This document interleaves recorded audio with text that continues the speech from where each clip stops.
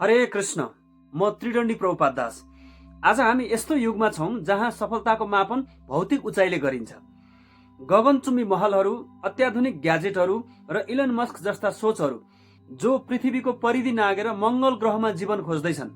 हामी बाहिरी संसारलाई यति धेरै सजाउन व्यस्त छौं कि हामीले एउटा आधारभूत प्रश्न सोध्न बिर्सियौं। के यो सबै दौडले हामीलाई हाम्रो गन्तव्यमा पुर्याइरहेको छ त? एउटा रोचक आध्यात्मिक तथ्य छ, हामी मरिहत्ते गरेर पुण्य कमाएर स्वर्ग जान चाहन्छौं, तर स्वर्गका देवताहरू भने यो कलियुगमा पृथ्वीमा मानव चोला प्राप्त गर्नका लागि लालायित हुन्छन्। उनीहरू आफ्नो दिव्य ऐश्वर्य छोडेर यहाँ आउन चाहनुको पछाडि एउटा यस्तो रहस्य लुकेको छ जुन न त विज्ञानको रकेटले भेटाउन सक्छ न त कुनै अर्बपतिले खरिद गर्न सक्छ।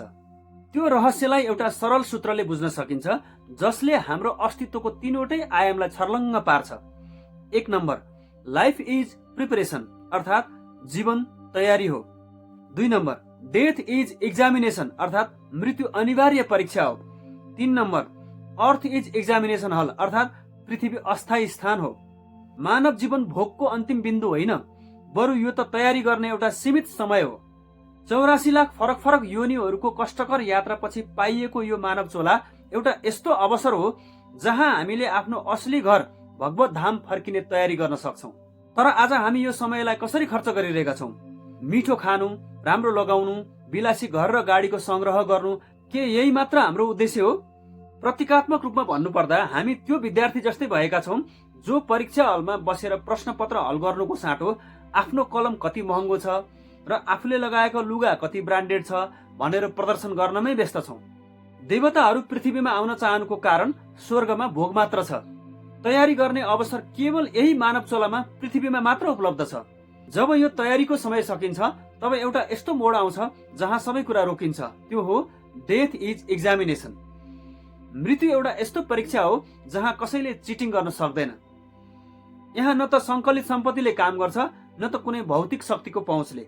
यो परीक्षाको नतिजा कसरी तय हुन्छ? श्रीमद् भगवत गीताको अध्याय 8 श्लोक नम्बर 6 मा भगवानले यो ब्रह्माण्डीय नियम यसरी बताउनु भएको छ। यम यम वापि स्मरण भावम त्यज्य त्यन्ते कलेवरम तम तमेवैति कौन्तेय सदा तद्भाव भावित। यसको अर्थ हो, हे कुन्ती पुत्र, शरीर त्याग गर्ने समयमा मानिसले जुन जुन अवस्थाको स्मरण गर्दछ त्यसले निश्चित रूपमा मृत्युपछि त्यही स्थिति प्राप्त गर्दछ। यदि जीवनभर केवल भौतिक भोग, घर, गाडी र अहंकारको प्रिपरेसन गरियो भने अन्तिम समयमा पनि चेतना त्यही अल्झिन्छ र हामी फेरि 84 लाखको त्यही चक्रमा फस्छौं। जसरी एउटा कैदीले जेलको एउटा कोठाबाट अर्को कोठामा सर्दैमा र वस्तुहरू फेर्दैमा स्वतन्त्रता पाउँदैन, त्यसैगरी हामी पनि यो धरतीमा केवल भौतिक सुविधाहरू फेरेर सुखी हुन सक्दैनौं। वास्तविक स्वतन्त्रता त यो 84 लाखको चक्रबाट बाहिर निस्किनुमा छ। जीवनको परीक्षामा डिस्टिंक्सन मार्क्स ल्याएर सदाका लागि मुक्त हुने सूत्र भगवत गीता अध्याय 8 को श्लोक 5 मा छ। अन्तकाले च मामेव स्मरण मुक्त कलेवरम यह प्रयाति स मद्भावम याति नास्त्यत्र संशयः। भगवान श्रीकृष्ण भन्नुहुन्छ, जीवनका अन्त्यमा जसले केवल मेरो स्मरण गर्दै शरीर त्याग गर्दछ त्यसले तत्काल मेरो स्वभावलाई प्राप्त गर्दछ, यसमा कुनै सन्देह छैन। अर्थात् अन्तिम पलको त्यो पास सर्टिफिकेट पाउनका लागि जीवनभरको भक्ति र अभ्यास अनिवार्य छ। अब बुझौं यो सारा प्रक्रिया कहाँ भइरहेको छ। त्यो ठाउँ हो पृथ्वी। हामीले जुन धरतीलाई आफ्नो स्थायी साम्राज्य ठानिरहेका छौं यो त केवल एउटा अस्थायी परीक्षा हल मात्र हो। यस हलमा हामी 4वटा मजबुत पर्खालभित्र छौं: जन्म, मृत्यु, जरा अथवा बुढ्यौली, व्याधि अर्थात् रोग। इलन मस्कले अर्को ग्रहमा बस्ती बसाल्न खोज्नु भनेको एउटा जेलको कोठाबाट अर्को कोठामा सर्नु मात्र हो। उनले स्थान त फेर्लान्, तर जन्म, मृत्यु, जरा र व्याधिको प्राकृतिक नियमलाई कुनै पनि रकेटले फेर्न सकिँदैन। हामी यो हलमा हल सजाउन वा प्रकृतिको दोहन गर्न आएका होइनौं। हामी त यहाँबाट उत्तीर्ण भएर आफ्नो असली घर भगवत धाम फर्किन आएका हौं। स्वर्गका देवताहरू यो पृथ्वीमा आउन मरिहत्ते गर्नुको मुख्य कारण के हो भने स्वर्ग त केवल एउटा लग्जरी वेटिङ हल मात्र हो। त्यहाँ सुख छ, भोग छ, तर त्यहाँबाट सिधै हाम्रो असली घर अर्थात् भगवत धाम फर्किन मिल्दैन।